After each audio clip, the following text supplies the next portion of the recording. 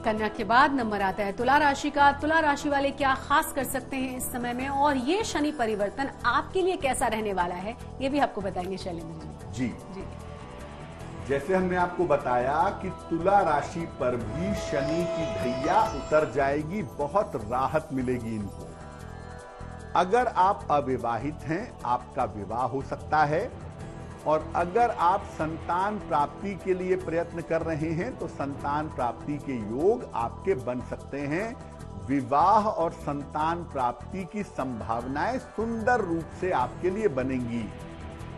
शिक्षा और प्रतियोगिता के मामले में सफलता मिलेगी। अगर कोई पढ़ाई शुरू करना चाहते हैं, कोई प्रोफेशनल कोर्स करना चाहते हैं, जीवन में किसी क्षेत्र में आगे बढ़ना चाहते हैं, तो ये समय बहुत अच्छा है सीखने के लिए और समझने के लिए। तो शिक्षा, प्रतियोगिता, टीचिंग, ट्रेनिंग के मामले में आपको फायदा होगा।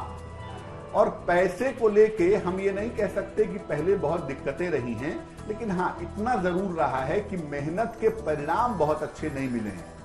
तो अब आपकी आर्थिक समस्याओं में सुधार होगा, और जो आप मेहनत करेंगे उसके अच्छे परिणाम आपको प्राप्त होंगे। सबसे बड़ी बात यह है कि आपकी ढैया उतर जाने से जो दिमाग पे प्रेशर था, जो मन में बेवजह की चिंताएं थी, घबराहट, भय, बेचैनी, ये तमाम चीजें आपकी ठीक होती चली जाएंगी। तो तुला वालों के लिए बेहतर समय है, इस समय का पूरा इस्तेमाल अवश्य करना चाहिए। तो वृश्चिक राशि वालों के बारे में क्या कहेंगे आप, इनके लिए कैसा समय है, क्या खास इनके लिए होने जा रहा है एक साल में? जी देखिए, वृश्चिक वालों की शनि की ढैया शुरू हो जाएगी।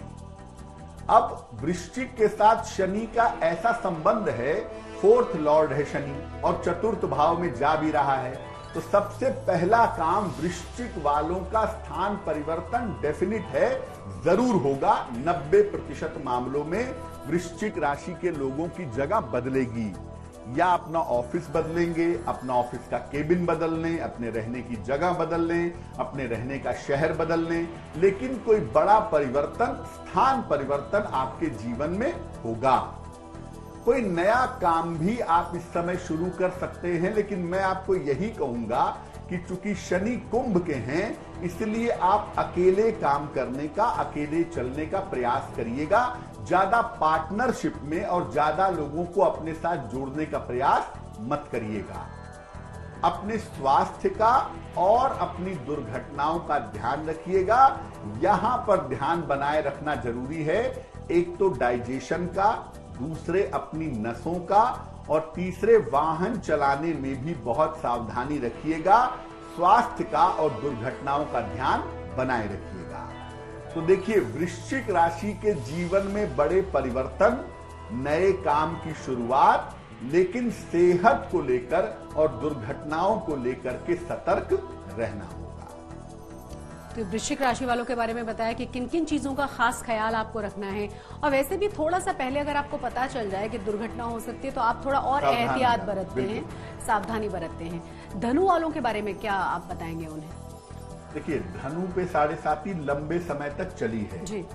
अब धनु राशि वालों की शनि की 7.5 उतर गई है, या उतरने ही वाली है बिल्कुल। तो जैसे ही 7.5 उतरेगी, आपके जीवन की मुश्किल दूर होनी शुरू हो जाएगी। करियर में आपको विशेष सफलता मिलेगी। हो सकता है आपको प्रमोशंस मिल जाएं, हो सकता है आपको बड़ा पद मिल जाए, हो सकता है आपको कोई अवार्ड, रिवार्ड मिल जाए, ये संभावना बनती है। उच्च पद की प्राप्ति होती दिखाई दे रही है धनु वालों के लिए, और आपके शत्रु और आपके विरोधी इस समय परास्त जरूर होंगे। आपके सामने कोई टिक नहीं सकेगा। धन और संपत्ति लाभ के योग भी आपके लिए बनेंगे। यानी धनु वाले अगर देखें तो चारों तरफ से आपको फायदे होने की उम्मीद दिखाई दे रही है। इसलिए इस 2-2.5 साल का आप सही इस्तेमाल करिएगा, आपके लिए बहुत अच्छा होगा। और धनु वालों को करियर को लेकर के बहुत सारी मुश्किलें उठानी पड़ी हैं। थोड़ा सा 1-2 दिन का इंतजार करिए, ये मुश्किलें धीरे धीरे समाप्त होंगी और जो जीवन में प्राप्त करना चाहते थे अपने करियर में, अपने जीवन में, वो चीज आपको अवश्य ही प्राप्त होगी। तो चलिए, धन और संपत्ति का लाभ होने जा रहा है धनु वालों को। मकर वालों के लिए क्या खास होने जा रहा है, क्योंकि मकर से ही परिवर्तित होकर ये राशि कुंभ में शनि का एंट्री हुई है, तो इनके लिए क्या खास है?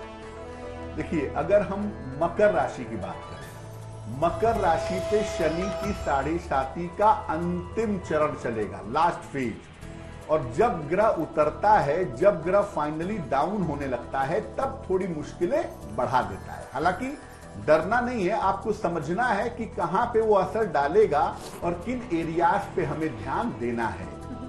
अगर हम मकर की बात करें तो स्वास्थ्य और चोट चपेट का ध्यान आपको बनाए रखना होगा। खासतौर से अगर आप पेट के रोगी हैं, आपका डाइजेशन कमजोर रहता है, तो अपने डाइजेशन का, स्वास्थ्य का और चोट चपेट का ध्यान रखिएगा।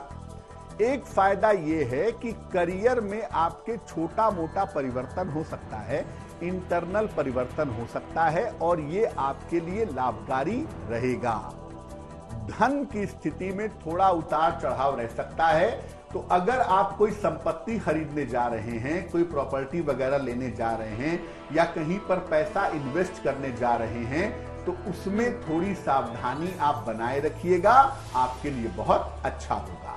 तो मकर वाले कुल मिला जुलाकर अपने स्वास्थ्य का ध्यान रखेंगे, पैसा लगाने में, पैसा देखने में, इन चीजों में थोड़ी सावधानी रखेंगे, तो मकर वालों के लिए बहुत अच्छा होगा।